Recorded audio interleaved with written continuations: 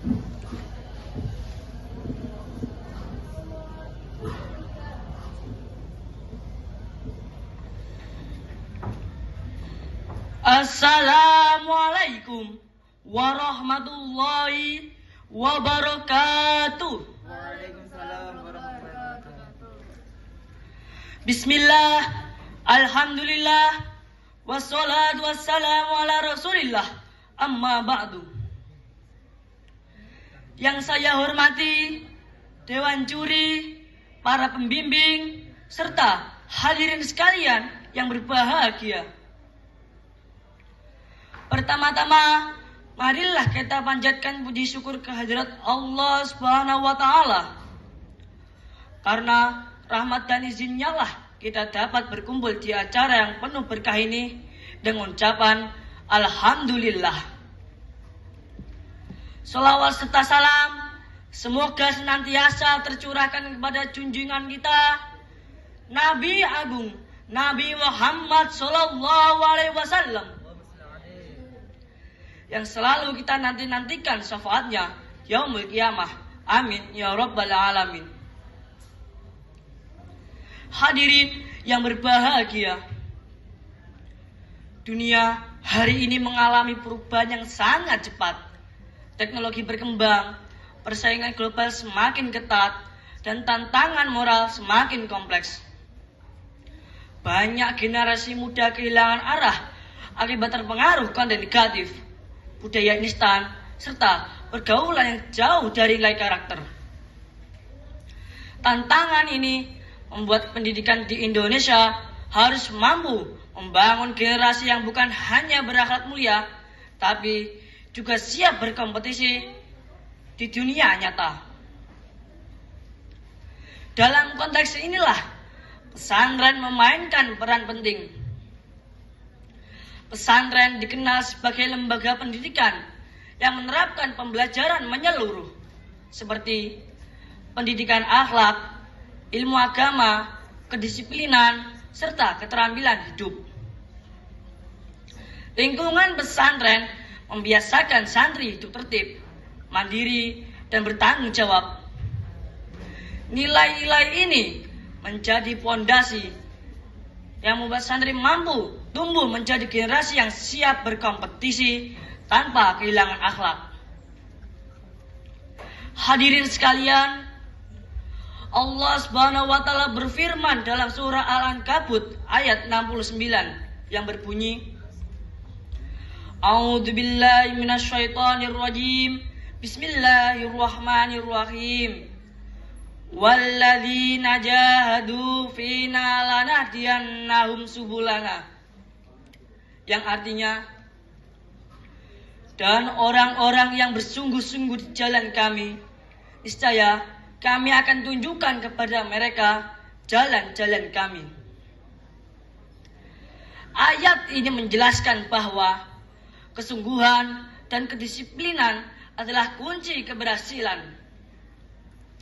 Pesantren menerapkan nilai-nilai ini melalui rutinitas harian santri seperti bangun dini hari, mengaji, salat berjamaah, belajar, dan mengaji kembali.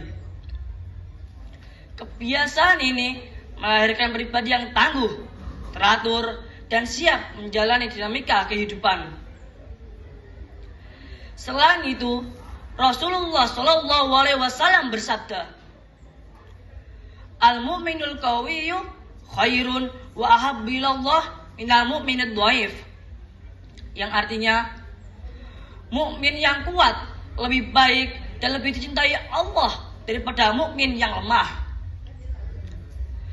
Hadis ini menegaskan bahwa kekuatan tidak hanya mencakup fisik, tapi kekuatan iman, ilmu, akhlak, dan kemampuan menghadapi tantangan zaman.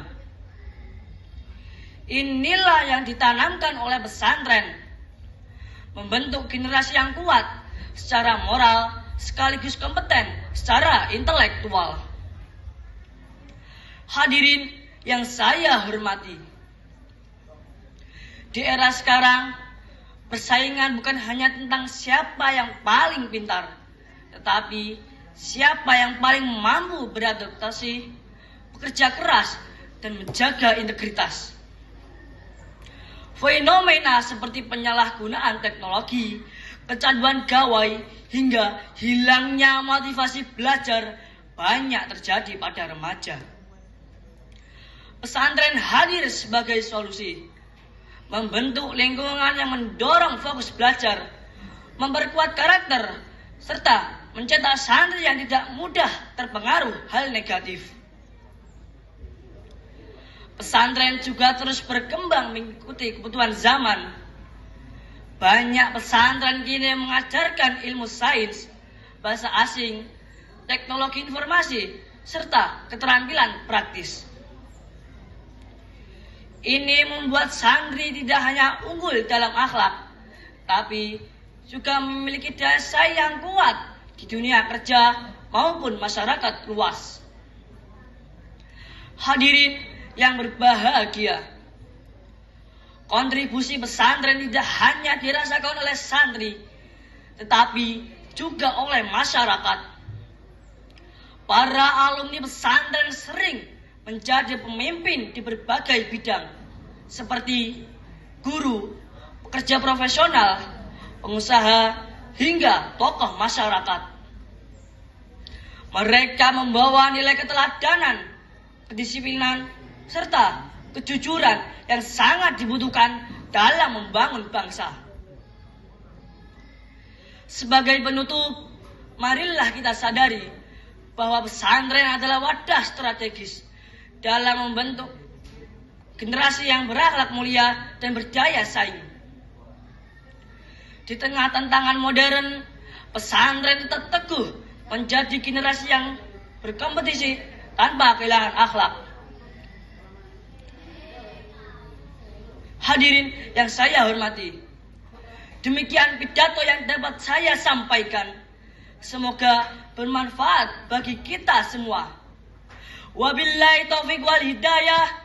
Wassalamualaikum warahmatullahi wabarakatuh.